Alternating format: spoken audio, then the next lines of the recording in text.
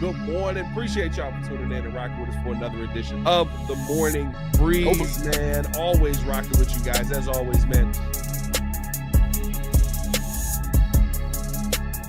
Outside of me, I got my guy, Mr. Media himself, Jordan JC, in the building.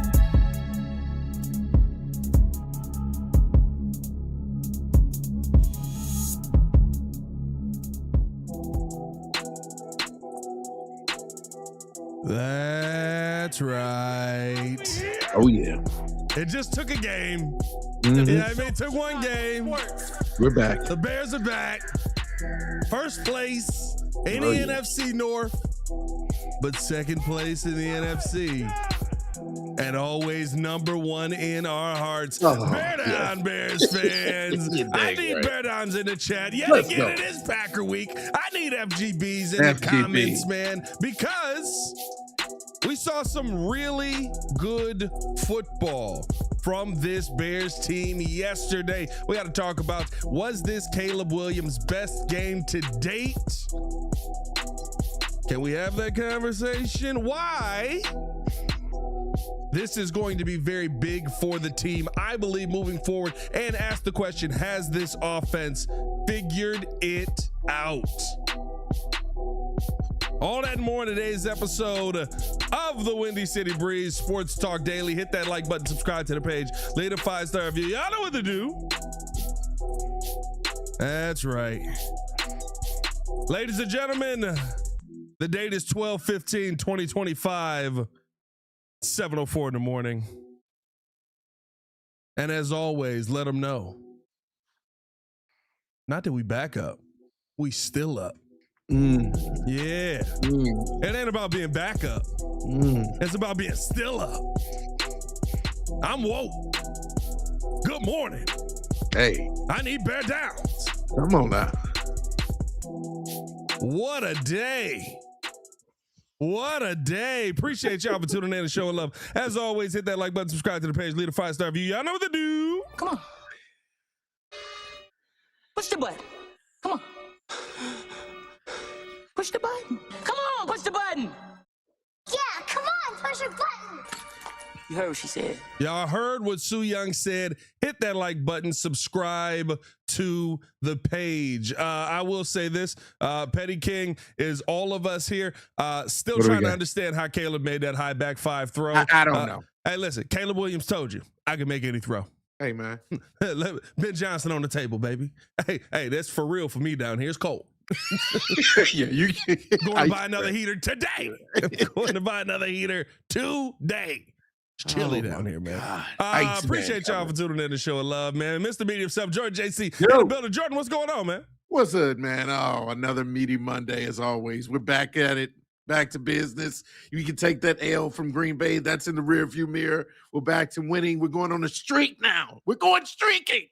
Are you got a little rasp in the voice from yesterday? Sounds I like think I was a little. I don't know. I didn't have another. I'm gonna tell you, I didn't have another at Taylor Port. Those guys, I don't know what those guys are doing out there. I refused the Taylor Port, but I got a little itchy, little scratchy throat. Yeah, a little bit of that Carlo Rossi, huh? Yep. A little bit of that mead, a little bit of that pirate drink, dog. Bro, that man came in with a full bear coat on. Hey, bro. That is somebody who is under 25. That's what that sounded like to me. Let's jump into this though, man. Heck of a game from Caleb Williams. I thought that the game that we saw, how he commanded it. Like there's a lot of good things to look at from the game pass wise. The high back five throw was absolutely insane. But to me, it comes down to the command. That was a total and utter dominant game, and Caleb was in control the entire time. It wasn't, we had to figure out how to ramp it up. We had to figure out how to get ourselves going. It was exactly what every Bears fan wanted to see. Coming off a game versus your rivals, usually teams go, good football teams do it. All right, now y'all got to get it, unfortunately, because we can't get back to them yet. So we finna put BTA to y'all before we go put BTA to them again. Mm-hmm. seeing the Bears be able to execute that, I mean, like, that was phenomenal. And I thought that Caleb Williams was at the forefront of it. Got everybody involved. Everybody happy now that DJ Moore is doing exactly what we all expected him to do. Like, I mean, my God, you would have thought DJ Moore hated the Caleb Williams and the Bears after how last week went down. But just seeing the consistency, seeing how he got everybody involved, Luther Burden, Colston Loveland, DJ Moore, Cole Kmet, DeAndre Swift, all getting involved in the passing game. They're like, I thought that overall you saw him on time, on target, and passing the football. Here's the key. Versus a defense that's number 2 in the NFL and is excellent versus the pass. Why? Because Myles Garrett does a great job getting to quarterbacks, and he did get to your quarterback. He didn't get to him enough for the record, but he did get to him. Enough. Mason Graham up the middle. When they send Carson Schlesinger, that's a problem. Like, there's a lot of things that played out in that game where you look around and go, yo, this is, I'm not going to say it's like a great win, right? Like, you should have beat the Browns. It's an expected win, because of how you were able to basically pick them apart offensively. Like, they had, when you can't move the ball, it is what it is. But getting after this defense in the manner you did, I mean, the Bears offense dictated policy all day long. That is something to be impressed about. And that's something that good teams around the NFL have not been able to do this season. All right, Pat. Well, you've already caused some controversy, because I'm going to sit here and say that it was a great win. I mean, when you beat a defense like down to the tune of 31 points, I'm sorry. I can sit here and say that it was an excellent game overall. This is probably the most complete game from this team on offense and as a whole that I've seen to Most date. complete game, yeah. You know, from start to finish, because we always talk about the Bears being a very, very good second half team and making the adjustments, and, you know, Caleb kind of getting into the rhythm of the game and warming up and not throwing the errant passes anymore over the tops of their receivers. He didn't do any of that for the most part. I want to say when he started the game, he took what was there. He took the layups. The layups looked easy. He made his layups for the most part. You know, 5-yard passes to Colston Loveland constantly to get up the field, dinking and dunking the Browns to the tune of again, 31 points. So for me, that was what was most impressive, because I didn't expect going into this game for them to pass as much as they did, because we talked about that. That's where the Browns can shut you down. And because of Myles Garrett having so much pressure and you have to game plan around him not wrecking havoc, he still had, 2.5 sacks? He tied the record. Yeah. I believe 2.5 sacks or 3 sacks. No, he ended up with the second half. Wait, hold on now. Yeah, he only had a second half yesterday, because because I know he touched down. Hold on. They only gave him the half sack. Okay, I thought the Austin one where Booker he had a 2-sack day. Oh, Yeah, Austin he Booker, did have baby. a Hey, Bookie with the hoodie. Wow.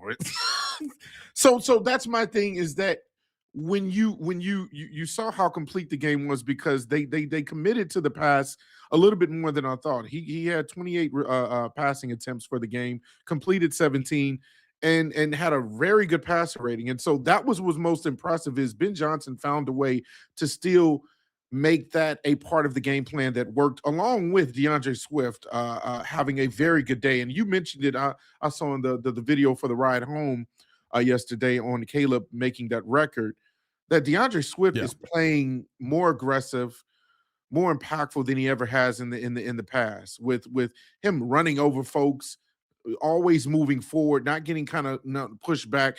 Like, he has continued to impress me, even with his ability in these games, and having a couple of touchdowns as well on the day.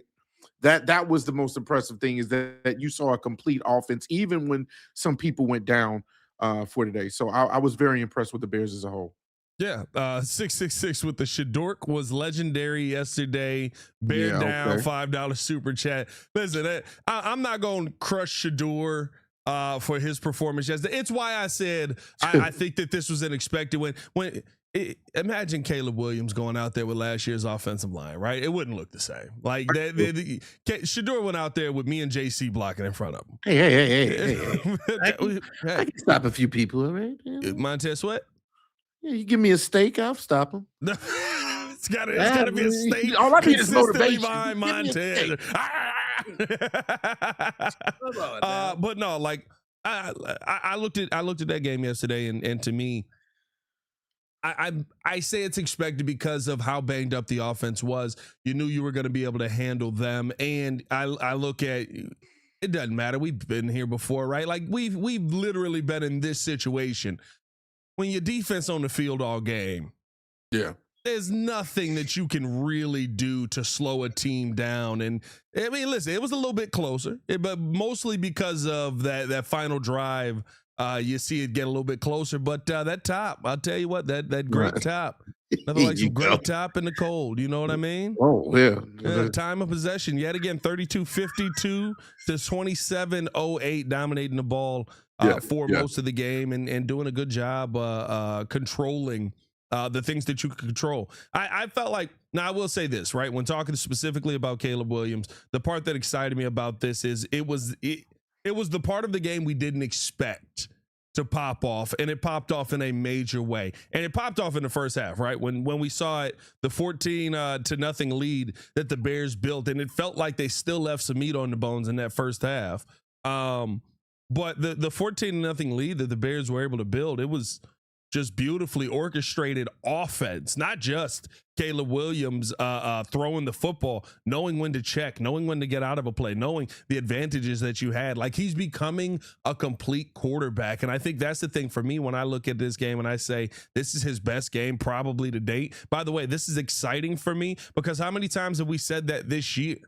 Mm-hmm. Right after the Commanders game, this is his best win to date. Look how he dominated. After the Bengals game, oh, what a comeback! This is his best game that we've ever seen him play. After how he was able to dictate policy at the end of Philly, right? Like finishing that off. Yo, the command he showed, one of his best games as a QB. Like we keep saying that, keep moving forward, keep developing. That's really all we wanted to see this season. Mm-hmm. Oh, by the way, the Bears have 10 wins this year. And there's 3 games left to go. And they're probably going to make the NFL playoffs. Like, that's the part of this that's so exciting for me as a Bears fan. You handled just about everything you needed to handle, and you had your team prepared and ready to go. Like, that shows the leadership of Ben Johnson that is now trickling down to Caleb Williams, and how Caleb Williams has been able to go out there. When you hear him at the podium now, dog, like, he sounds like a franchise quarterback. He also sounds like somebody that's sick of stupid questions. Do you feel like you shouldn't have thrown that touchdown? What are you talking about? No, I can make any throw. That's the confidence. That's the confidence. Brandon Green, great comment. The cadence got Myles Garrett offsides. I love that. You want to talk about the cadence improving in the game? Now, I don't think anybody was actually prepared for Myles Garrett to jump off sides because everybody was like, oh, shoot, wait, run a play, go. Right, yeah. No, I've been very impressed with Caleb's maturation. I do think that there's some people that need to be taken out to pasture is the best way I could say it, because I'm no, I'm being silly. Who's gotta die? No, the crazy thing is this there's always a new narrative around trying to down Caleb and doubt Caleb for his abilities. The latest thing I've heard, and I go back to those guys on the Speakeasy podcast, before the game, they were like, oh, Shedeur Sanders has a chance to prove that he's better than Caleb Williams in so many different ways. I posted it this morning. You had Acho talking about, has better poise than Caleb, better awareness. I'm sitting there like, what has he been watching for the last couple of years? What I tell y'all Sam Acho is, bro. Bro, Sam Acho is teeth and takes, bro. That's all he is, bro. Stop letting these people rile you up, bro. I will say, I do insanity. Think, didn't Chris Broussard also say this? Like, there was a couple of guys that were in on this. Broussard said it too. Yeah, that Caleb is not as good, and that Shedeur and the coaching staff is going to outcoach Ben Johnson and the Bears. Well, you just saw a drubbing. Yeah. You saw again. What is there to prove? You saw a very good defense get taken advantage of in the areas that they're strong in. They're strong in the run defense and pass defense, and so you. That's why I say that it was so impressive that you had a complete game, because you really exposed them in horrible weather again, which is another reason why I didn't think that there would be a lot of pass attempts, because I was like, I know Caleb's going to throw that ball. It's going to feel like a brick trying to catch that thing, but he was accurate. Wide receivers did what they needed to do. And then on defense, again, it was very impressive. By the way, I didn't realize Tariq Stevenson came back. I didn't even know that he was on the field until like the last second. That was very impressive. But again, overall, I love the fact that we're growing. As you're saying, we're evolving. Caleb is continuing to get better and better. When we're having these conversations about him having this great game or that great game, it seems like it's always that conversation from week to week is that he's just getting better and better. And that's exactly what you want to see. Yeah, let's hope that that continues here as we move forward, because I'll tell you what, it feels like this offense is getting right at the right time. And that means a lot, especially going back into this Green Bay game. We'll talk about that coming up next. But first, we do got to get in a word from our sponsors here. Hit that like button if you have not done so. Subscribe to the page. Make sure you're hitting the thumbs up at the bottom, not just the hearts in the chat. Big shout out to you guys, man. What did he say? What did K Booker World say? Broussard has albino anger. He'll be all right. That's wild. Albino anger is wild. It's not beige rage. It's albino anger. He's a shade lighter than that. He is a shade lighter than us. That's too funny. Albino anger is crazy. He does kind of look albino. He might actually. We got to investigate that. Talk about all that and more coming up next.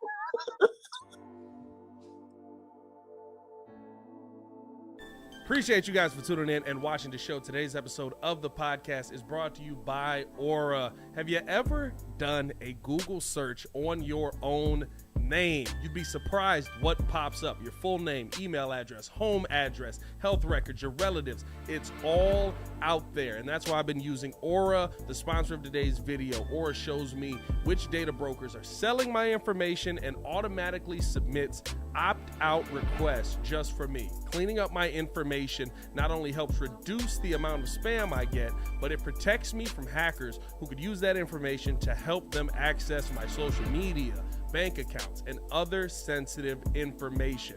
It's really simple to set up. I don't have to download several apps or go to things like antivirus, VPN, password management, parental controls, identity theft, but you can get all of that in one place with Aura. I get everything at one affordable price as well.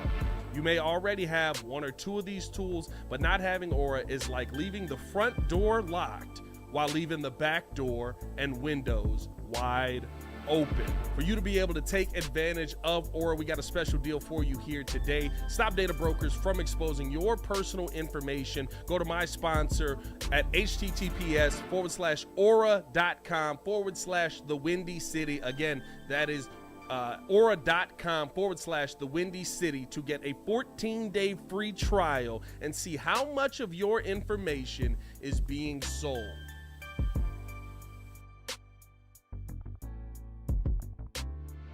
Breeze Nation, what is good? It's your boy Pat the Designer back at it again. Ladies and gentlemen, we got merch. That's right. New website, new merch, all out. We've been telling you guys to pull up on us. Now you can at twcbreeze.com, where you can find out all of the latest stuff going on. What all can they find there, Super Producer? Listen, you can join the nation, sign up to our mailing list, and be up to date for events and news. You can also visit the shop page and order merch, because we have t-shirts, we got hoodies, we got mugs, we got hats, we got all kind of stuff. So, hey, we appreciate you being tuned in with us. And remember to subscribe to our YouTube page and follow us on all our socials. Check us out at twcbreeze.com. He's way too excited. I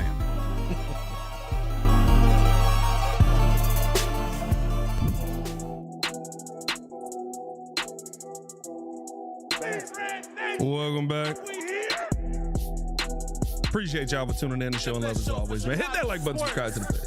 Just got done talking about how feels like this could have been Caleb Williams' best game yet.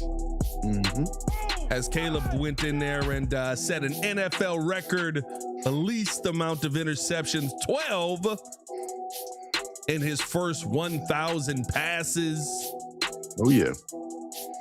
Primetime said, Pat, what'd you think of John Cena's last match? I've never heard anything sound like look like a six-pack of garbage more. Yeah. It was a horrible match. Not even just because he tapped out, just because they look like two bad bodies out there trying to figure out where life was going to go. And And it is it make it look a little bit come on. Final match, it looks nothing real. Nothing looks real. Get out of here. Yeah, it was a little corny to me. Chrissy Cross said, Aura ad is like a smooth lullaby, while the merch ad loud like an alarm clock. That's right. Gotta give you a little bit of both. Why he doing like a Nicolas Cage? The Aura ad is smooth like a lullaby, while the merch ad loud like an alarm clock. Okay. I see you. I don't do a great Nick Cage, but it was okay. I could see where I could hear it in there. Everything is just either like you've got to whisper everything or go. It's all Nick Cage movies are. It's whispering and then screaming and on fire. So there's no medium. There's no baseline. Yeah.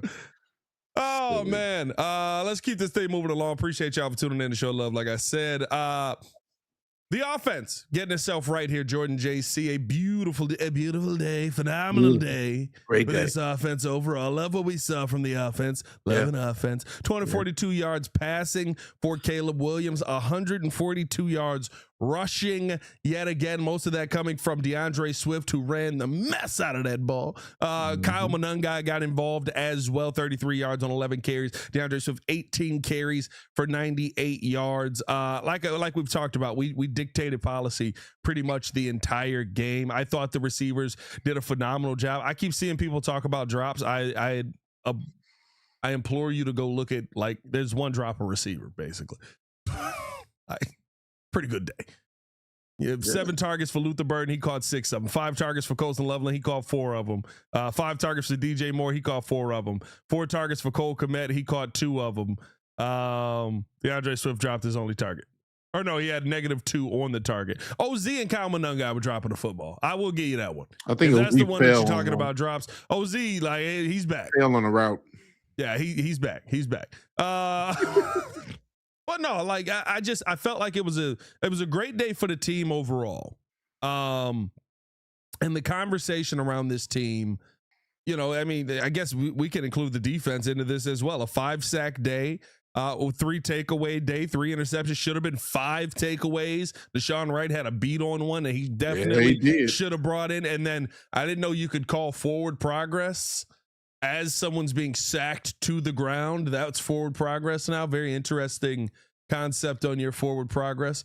But remember the fumble that Shedeur should have had? Yeah, they called forward progress. That's insane. That was insane. Chicago Bears look like, based on the second half of the last game versus the Packers and this entire game versus the Browns, that they are playing their best football right now in December. Do you think that this was just a good game versus the Browns, or is this indicative of who the Bears are moving forward? No, I mean, this is showing you that the Bears are piecing everything together. They've been on the cusp of making every game kind of look like this to a certain extent, where you have a moment in the first half in certain games where it seems like the scripted plays are on point and Caleb goes his first 10 for 10. Then it kind of falls off in the second quarter, and then it gets back to going hot in the third and fourth quarter at the end when they come back and win the game. And so you've been waiting to see if this team can play a complete game. And again, that's why I say I go back to being impressed that you did this against an elite defense, not just a poor defense, not a defense that had some of its players out. No, this was a complete defense that you played against, and you put it together for all 4 quarters. I think this can maintain itself. I think this can kind of be the mainstay going forward because Ben Johnson, in my opinion, will have these guys constantly prepared. That's where I gain the confidence. As the weather gets colder and colder, you're going to lean more on the run game. And I think that's where you kind of have your confidence as well, is that the run game is always going to be there. The O-line is continuing to get stronger. I love the protection that they gave for Caleb. I understand that, Myles Garrett got in the backfield a couple times. Number 91, I don't remember his name, got in the backfield a time as well. But overall, you love what the offensive line is doing. You love what Isaac Trapeel is doing. Yeah. Every time he's getting stronger and getting more baptized by fire for this show. Bro. But I'm still not bothered by that because, again, you knew what Myles Garrett was going to essentially do. Like, you can't stop something like that. You can only hope to contain it as much as possible. And I thought that Trujillo did a good job, and I thought that Ben Johnson called a game where, you had help on that side so that he can kind of get pushed off of his route and his pursuit. But overall, again, I think that this can be the blueprint for when you go against teams that have a really good offense or a really good defense, and you can keep up with those boys. You can keep up with it. Now your defense is getting healthier and stronger. Like I mentioned, Tariq coming back.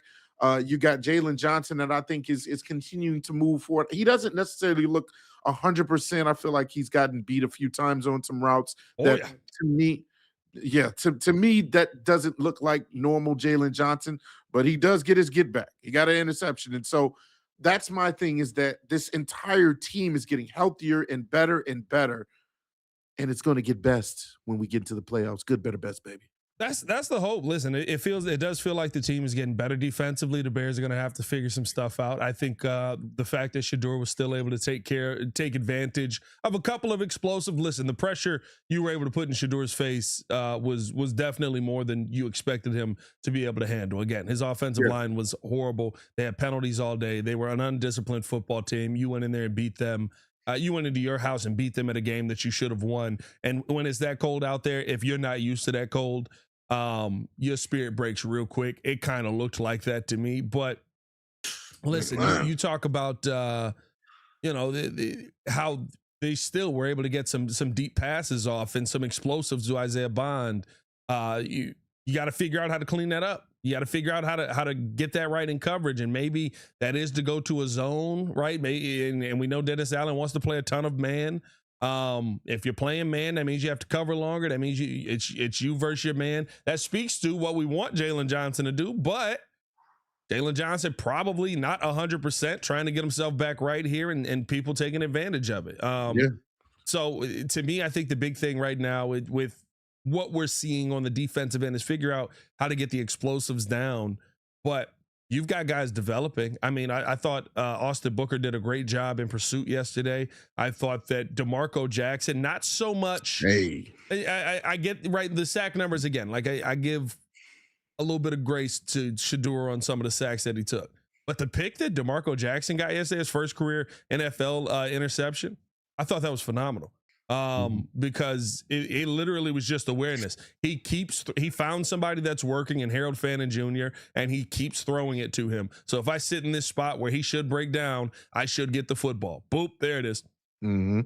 Like that's what you love about games like that, when you're seeing young pieces develop, guys who haven't been on the field for just about any of their career, practice squad guys walking in and being real impact guys that you may have to pay. Nashawn Wright should have had one more on the day yesterday, right? Like you look at DeMarco Jackson and his production. Noah Sewell all of a sudden can play football. Hey, he's back. Yeah. You know what I mean? Like those are the things that I think you feel really good about. And so when you look at that on the defensive side and then on the offensive side, like you said, I think you hit the nail on the head. How they handled Myles Garrett yesterday was as good as you could hope to. Yeah. Right? Like you would love to have a 0 sack day for Myles Garrett. There's a lot of dudes that would love to have a 0 sack day for Myles Garrett. Heck, Drake May probably still seeing Myles Garrett in his sleep. He got sacked 5 times in that game. Listen, that's absurd. It's a lot of sacks, bro. Yeah, you know I mean? Like it's one of those where you kind of expect to see the sack numbers be high, but I thought Ozzie did a good job trying to force Myles past him.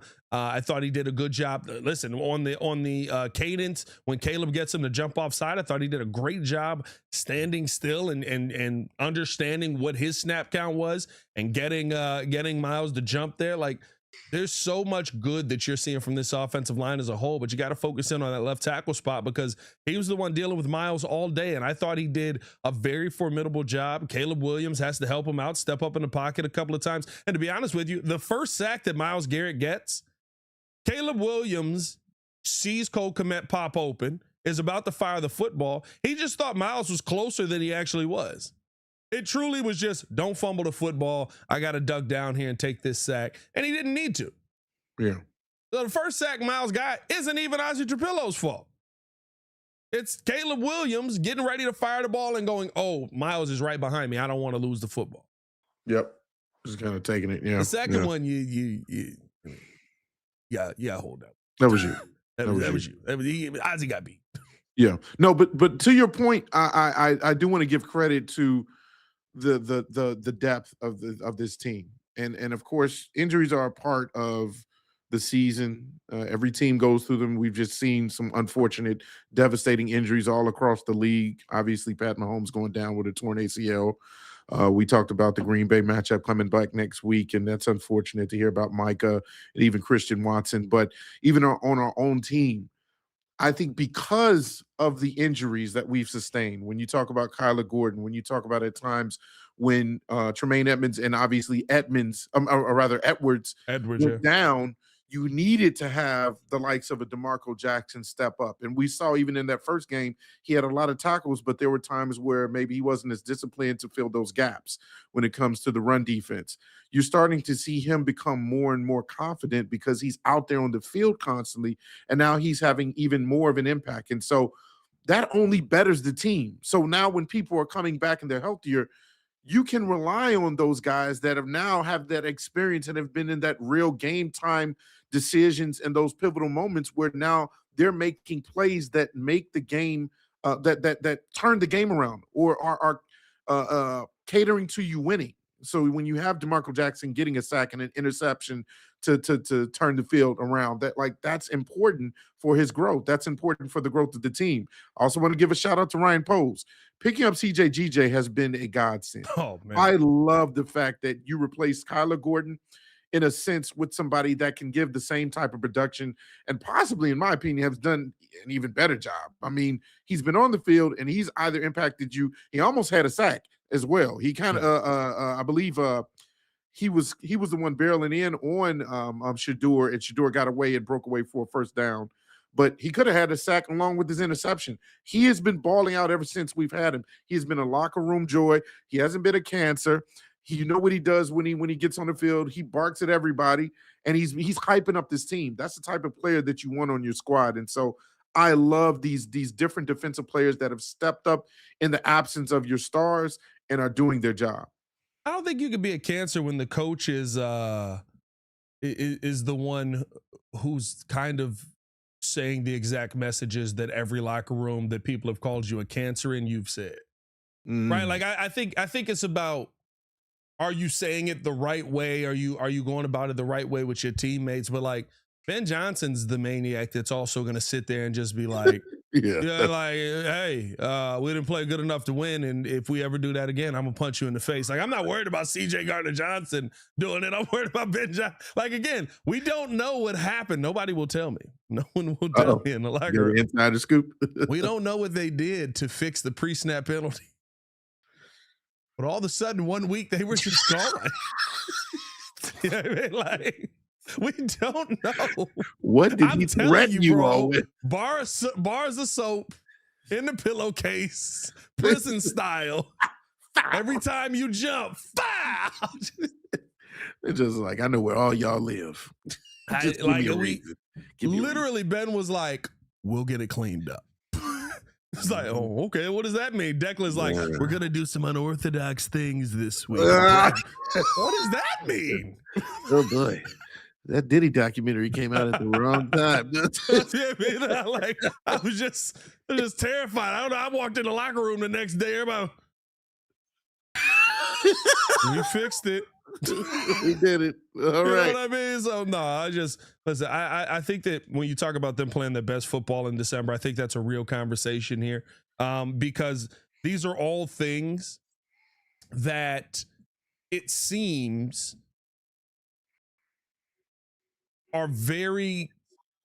can remain consistent. Right. These are all things that are within your control. Now, is the pass rush going to look like that every game? Probably not. Let's be realistic about it, right? Like, we haven't seen the pass rush look like that the entire season. It looked like that versus a makeshift offensive line. But can the coverage look like this? Can you create pressure in the manners that you did? Can you find ways to, and I'll be honest with you, what you did in the second half of that Packers game was fine. It was enough. You know where you missed that? And what I think is great about this, you tackled today. Quinshon Judkins is a good running back. Bro, he was not a factor. He didn't exist. Now, again, is that because of the offensive line more than him? There's a conversation for that as well. But the gang tackling, everybody getting there, bringing them down, that's what, to me, makes the biggest difference in what we saw versus Green Bay in that second half versus what we saw versus Cleveland this week. Like, you tackle Josh Jacobs on where you have 4 guys standing around him for what should have been a 8-yard loss, you're off the field. If you're disciplined and you don't move and that hard count comes, or I'm sorry, and TJ Edwards hits you with a move call and they jump and Austin Booker's like, oh, here we go. Oh, dang it.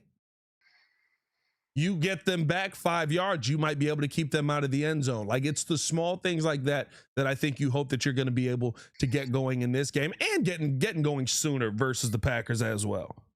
No, I totally agree with that. The exciting part is I believe that the Bears are expanding their identity. We talked about the things, as you mentioned, that they do well, that you can rely on.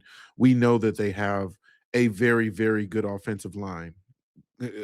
Dare I say elite offensive line that is getting we can say elite, more baby. and more acclimated. I'm saying elite because we can say I feel elite. like they're top 5, top 3 maybe as far as when it comes to run blocking, pass blocking. I say the best. All right, good, better, best. Then I'm not going to argue with you on that. I love it. And then you have your run game with the Manon guys and the Swifts. Like, that attack has constantly shown up each and every game. So now you're expanding your identity. On top of that, of course, you also have your takeaways on defense. But as you mentioned, I believe they're a team that is consistently getting to the defender or the offender or offense or the player with the ball, and now they're gang tackling. Like, they're starting to actually be better in pursuit. I think that when Caleb Williams starts getting the layups, that's something also that you can add to the identity, is that Caleb is starting to become a better pure passer of the rock, instead of just constantly doing the superhero plays. He's getting more and more comfortable with taking what is there. When you add all of those things up together, going into the playoffs and going into the last 3 games, that's where you get your confidence that maybe we can say this is a legitimate playoff contending team, especially with all the injuries and people going down around you. You have your opportunity to really write your own destiny in a sense. There's a lot that's, I mean, listen, we talk about, we finish it off with this. Hit that like button, subscribe to the page, leave a 5-star review. Y'all know what to do. Relentless Mikey, you're exactly right. I'm so don't do it. Offensive line. I got tackles. So you got tackles since I was 10. I have tackles. About dang time. What market are you shopping at? Market price. Shout out to prices. I love that show. That show was underrated. No, I did not know he's close to 50 years old, by the way. Yeah. I didn't know Donald Glover is I'm getting old. Yeah, we getting old, bro. Yeah, we getting old. So stay woke takes on a different meaning. Yeah, exactly. Stay alive. Please. But no, when you talk about the playoff picture right now, the biggest thing, right, that I love that the Bears are in, they're in the best spot here for a playoff run. Mm-hmm. Controlling your own destiny. Controlling your own destiny the entire way. Like, it's right now, the position you put yourself in with 3 games to go is you don't need anybody else to win for you to make the playoff. You just got to win. You don't need anybody else to do anything, any wins, any losses. You just need to take care of your business. If you could take care of the Packers this week, guess what? You put your foot down as a dominant force heading into this NFC playoff run, because you're catching them, unfortunately, at a time where it seems like, and I don't know if we got an update on Micah or not, but it was believed to be an ACL. Matt LaFleur last night essentially said it didn't look good. So you're catching the Packers while they're weak right now, right? Like, that could be something. At a minimum, I doubt you see Micah play. I'm trying to check here from Ian Rappaport or anybody. What we have learned, Mahomes tears his ACL. Parsons feared to have a torn ACL. So it's still feared to have a torn ACL for Micah Parsons, and the coach LaFleur said it doesn't look good. I'll leave it at that. And by the way, like I get it. I don't want to see anybody hurt. I would have rather played them actually at their best because I do think that the Bears could have beaten them at their best. I think that the Bears figured out something in that second half that really worked for this team. But nobody's gonna cry over spilt milk if we beat you at your worst. Nobody's gonna cry over like you We've got been us with injured. no linebackers. Yeah, we've been hurt. You know what I mean? No Kyler Gordon, Tremaine Edmonds not playing. You know what I mean? Like we've got bodies banged up all over the place. So you still got to go out there and take care of business. You're going to possibly catch the San Francisco 49ers coming off a couple of injuries there. You're gonna possibly catch Detroit, and one of the teams that you're chasing right now to possibly be the number 1 overall seed in the East. In the NFC, they just possibly lost Devontae Adams with that hamstring injury. I mean, when I see a muscle jump and nobody did nothing, yeah, that's bad. That's when I get, and that's literally what you see happen with Micah. I mean, the other thing for the Packers was Christian Watson with his chest injury. He was taken out of there in an ambulance. So like you have things breaking your way for you, and you have to take advantage of them. If you can, like your playoff chances right now are through the roof. And there are scenarios where, everybody's got all the scenarios. If you win this game and you beat Detroit, you get in at this seed. If you win this game and you beat this game. I'm not saying that they are going to do it. But I think Ben Johnson's probably sending the message, if we win out, we don't worry about any of the scenarios. Yeah, we win out, we're either 1 or 2. Don't worry about anybody else's issues. Worry about what you can control. And right now, that is you continuing to sustain what you've done by getting back into the top of the race at number 2. And so I do want to mention Adam Schefter did also mention that the Packers didn't finish the game with right tackle Zach Tom and safety Evan Williams, who sustained knee injuries. They're not to believed to be long-term, but that could be something that maybe they sit out the next game on a short week because we're playing in 6 days. And so, that's another thing, that Evan Williams is a very good safety. Tackle Zach Tom is a good tackle. So these are things that, you want to take advantage of. We're not saying that we want everybody to, be hurt and out for the season. That's we were on the air. I literally went, oh no. And everybody was looking at me like, oh no. It's like, I don't want to see nobody hurt. No. Like, I would love to play the Packers full health because everybody's saying, oh, well, there's always excuses behind why we win. So that's my thing, is that going into seemingly the playoffs, I know we're not necessarily officially in yet, you're controlling your own destiny. And because you've won and now Detroit is taking a step back and Green Bay lost, that's giving you more room for error. Now, I'm not sitting here saying I want to lose any games. I want us to win the next 3 and be 13-4 for the season. But the reason that you took care of business, you did what you needed to do against Cleveland, gives you that kind of space to breathe a little bit while also handling business, because now you're in a position where you're strongly going into the playoff picture. Yeah, listen, it's exciting. It's wild to be talking about playoffs and not draft picks right now. Man, I'm gonna be honest with you, I don't even know who I want the Bears to draft. Like, I have done no film breakdown on anybody. I heard don't remember the last time I'm this far into a season and ain't done no film breakdown. I ain't gonna lie. He's not gonna be there. He's not gonna be there because I don't want to see them. I don't want to see him draft him in the first round. But boy, Jeremiah Love, boy. He ain't leaving top 10. He top 10. Yeah. And don't draft him. Talking running backs now, huh, Pat? No. Only if he falls. How much would you pay Jeremiah Love? His rookie contract.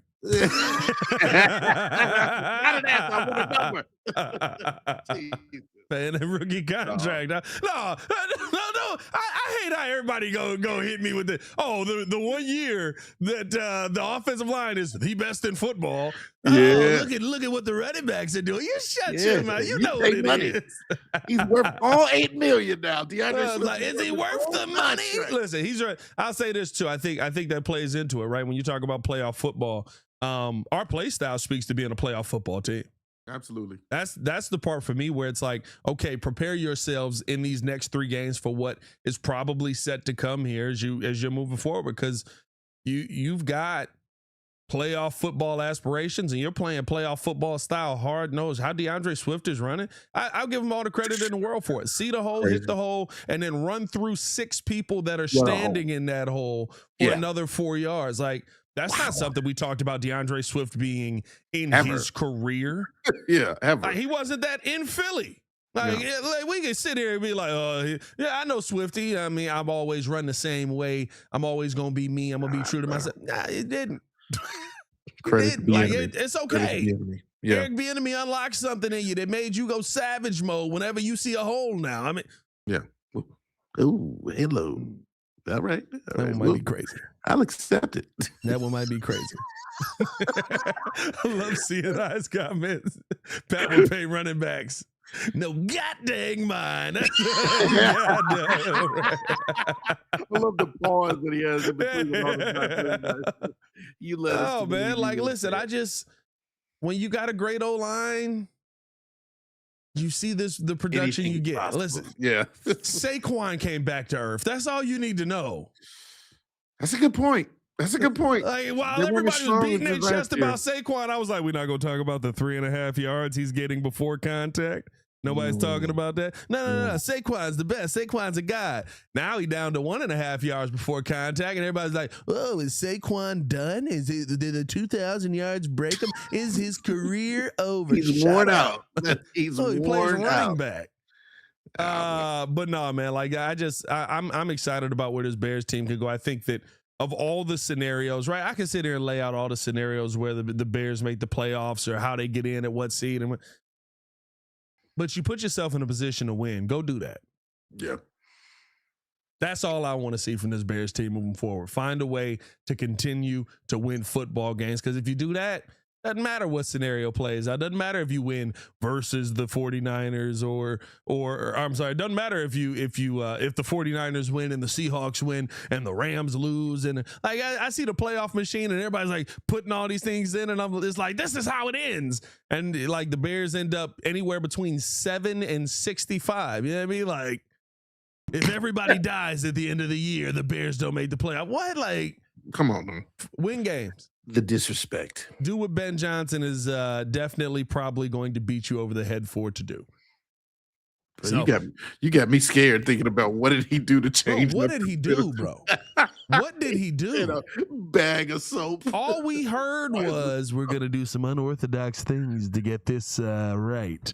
And then when I asked the players, I'm like, so what happened? They're like, well, it was unorthodox.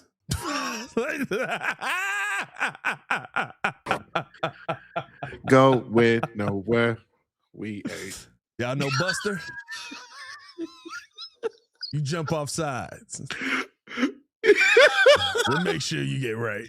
Oh my God. Hey man, we appreciate y'all for tuning in to Show of Love as always, man. Hit that like button, subscribe to the page, leave a 5-star review. Y'all know what to do. We gonna get up out of here, man. Steve-O says standing in front of the jugs machine. You gotta just take it to the chip. Oh, ain't that like him? Was that in him? I think that was in the movie. Hey man, for Mr. Media himself, Jordan JC, it's your boy Pat the Designer, back at it again. Let us know how you guys feel in the comments below. What do we get to up in this month? Oh, Jordan JC, we are over 100 in the chat, over 200 in the chat, over 300 in the chat, 300. Appreciate y'all. Good morning. Have a good day. Y'all stay safe out there, Chicago. Bed down. One love. Peace. Oh, God. Douglas Key, long as it was no baby lotion, we good. Listen, yeah, I don't know what they did, but I'm telling you, we had like 9 or 10 pre-snap penalties the week before, and we went down to 2. And you can see when those 2 happened, everybody was like, no.